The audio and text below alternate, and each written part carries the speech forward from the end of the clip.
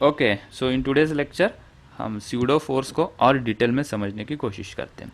यहाँ पे एक डायग्राम में ऑब्जर्व करना तुम, यहाँ पे लिफ्ट है, दिस इज लिफ्ट, यहाँ पे हम लिख देते हैं दिस इज लिफ्ट, ठीक है।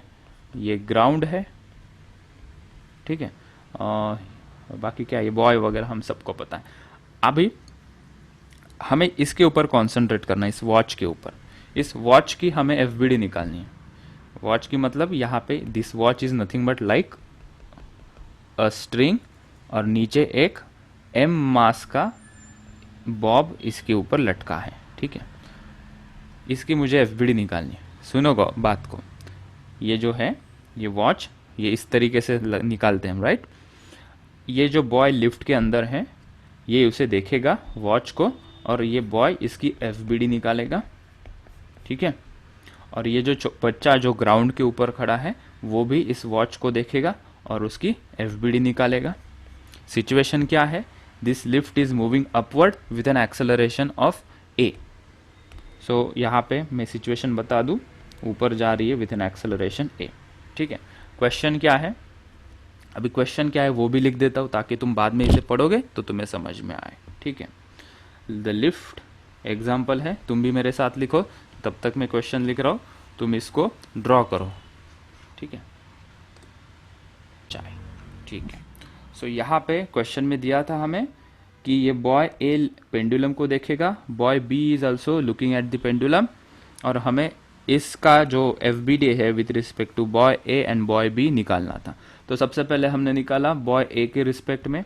बॉय ए ने जब देखा तो इस पेंडुलम के ऊपर, पेंडुलम यहाँ पे है सिंप्लीफाइड वर्जन उसका, तो टी टेंशन ऊपर लग रहा है, एम जी नीचे लग रहा है।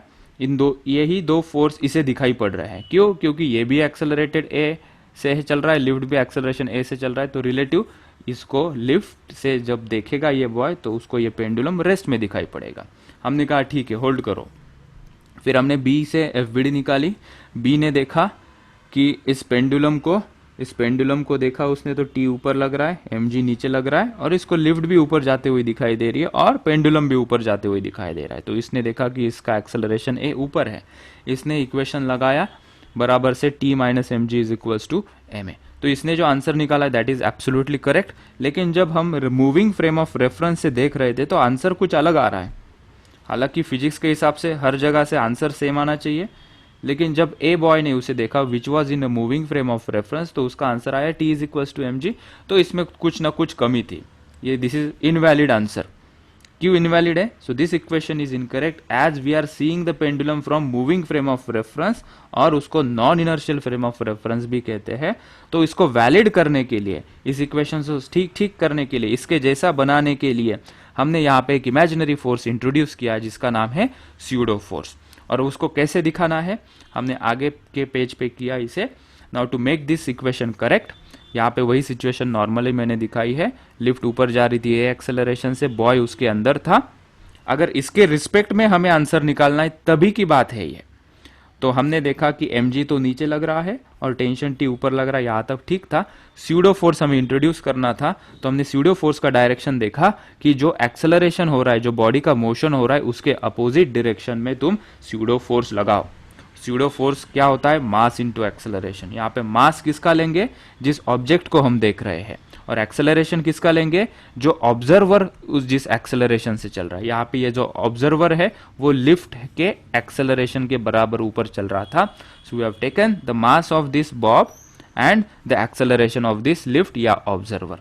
और किस डायरेक्शन में दिखाया? In the opposite direction to the direction of actual motion, ठीक है। तो हमारा इक्वेशन बन गया T minus M G is equals to M A.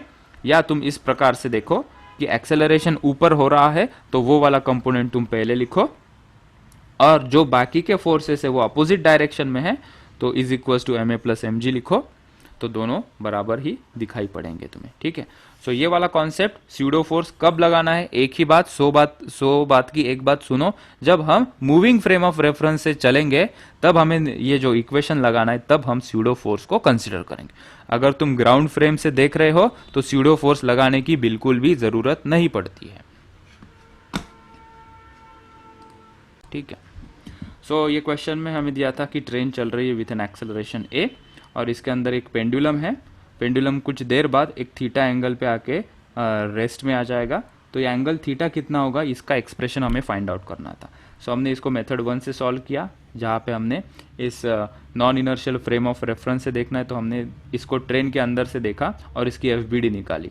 तो नीचे mg लगेगा, राइट में यहाँ पे टेंशन T लगेगा, जिसका एंगल वर्टिकल के साथ थीटा होगा, और स्यूडो फोर्स यहाँ पे कंसिडर करना पड़ेगा because we are solving in a non inertial frame of reference. जो एक्सेलरेशन है उसके अपोजिट डायरेक्शन में हम इसको स्यूडो फोर्स लगा देंगे। तो ma हमने एक स्यूडो फोर्स लगा दिया। इसके कंपोनेंट्स लिए हमने टेंशन T के T cos थीटा और T sin थीटा, दोनों को इक्वेट कर दिया। T sin theta is equals to ma। क्यों? क्योंकि इसका नेट जो एक्सेलरेशन है वो जीरो है, ये रेस्ट पे है, इसलिए T sin theta is equals to हमने ma किया और T cos theta is equals to mg। इन दोनों इक्वेशन को डिवाइड किया और हमें theta is equals to tan inverse a/g answer मिल गया। सो अगर हम मेथड 2 से इसे सॉल्व करते हैं, that is from inertial frame of reference, इसी सेम पेंडुलम को जो ट्रेन के अंदर है एक्सेलरेशन a से चल रही है, उसको अगर हम b ऑब्जर्वर से देखते हैं तो उसकी एफबीडी इस प्रकार से दिखाई पड़ेगी। नीचे फोर्स लगेगा पेंडुलम के ऊपर, हम एफबीडी ऑफ पेंडुलम निकाल रहे हैं, नीचे mg लगेगा, टेंशन T यहाँ पे लगेगा, और ये ट्रेन के साथ पेंडुलम भी आगे चल रहा है because the object observer seeing is b which is eight ground. तो उसको दिखाई पड़ेगा कि पेंडुलम राइट में चल रहा है, तो एक्सेलरेशन इसका इस डायरेक्शन में होगा।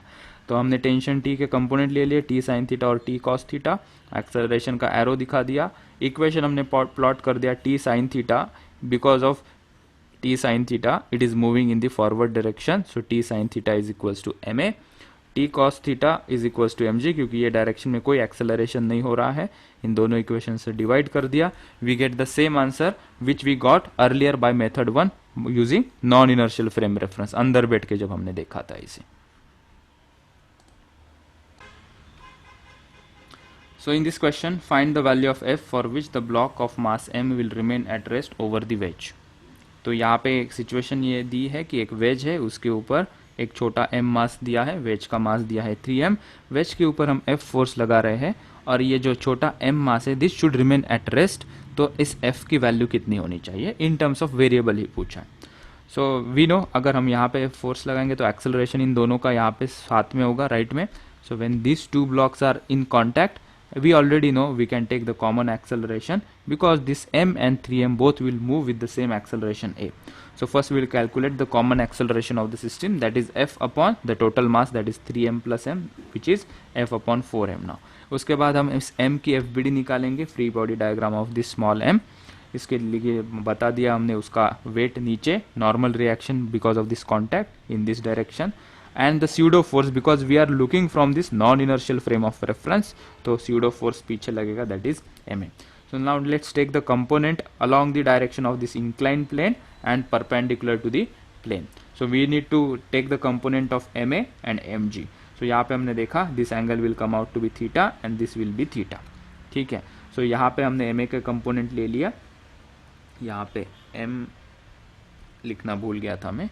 So this will be ma cos theta and this will be mg sin theta, and we took the component of mg also, that is this component will be mg cos theta and this component will be mg sin theta। Simple, जहाँ से हम theta major करते हैं वो component cos होता है, यहाँ पे भी देखना तुम। फिर हमने इसके इक्वेशन बना दिया, so we draw the equation in this direction। So we took these two equations in this direction, particular direction, okay। So we have ma cos theta is equals to mg sin theta because this block is balanced because of these two component forces ma cos theta and mg sin theta। इन दोनों को हमने equal कर दिया। We got the answer of acceleration, that is g tan theta, by equating these two, and we already got the acceleration a is equals to f upon 4m, and substituting the value of acceleration which we got here, so my force is equals to 4 mg tan theta। Now sometimes they can also ask you like this, what is this normal reaction n? So we can equate this equation, n is equals to, in the next page I am doing this, तुम भी मेरे साथ लिखो बेटा। इसको मैंने किया copy, next page पे हमने पेस्ट किया। अगर यहाँ से हम normal reaction on block m, वो कितनी होगी, वो होगी n is equals to this two forces, एक ही डायरेक्शन में, तो इनको ऐड कर दो, n is equals to ma sin theta plus mg cos theta। If they ask what is the normal reaction in the question, we can easily find out by taking the component perpendicular to the plane of inclination. Okay चलो आज इतना ही काफ़ी है.